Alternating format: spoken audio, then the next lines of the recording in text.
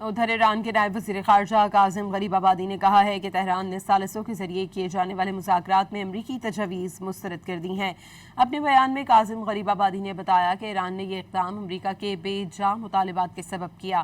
Gharibabadi ने कहा कि अमरीका ने ऐलान किया था कि अगर ये मनसूबा मुस्तरद कर दिया गया तो मुज़ाकरात को नाकाम समझा जाएगा और अमरीकी वफ़द वापस चला जाएगा। बातचीत के आखिर में हुआ भी यही और अमरीकी वफ़द बातचीत छोड़कर चला गया।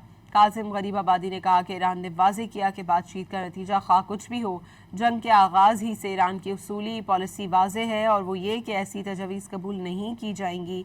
आबना हरमुज़ को बंद रखने की पॉलिसी बरकरार है और ये भी ईरान की बावकार सिफारतकारी की दूसरी मिसाल है। ईरान के नायब वज़ीर ख़ारजा काज़िम गरीबाबादी ने कहा है कि तेहरान ने सालिसों के जरिए किए जाने वाले मुज़ाकरात में अमरीकी तजवीज़ मुस्तरद कर दी हैं। अपने बयान में काज़िम गरीबाबादी ने बताया कि ईरान ने यह इक़दाम अमरीका के बेजा मुतालबात के सबब किया।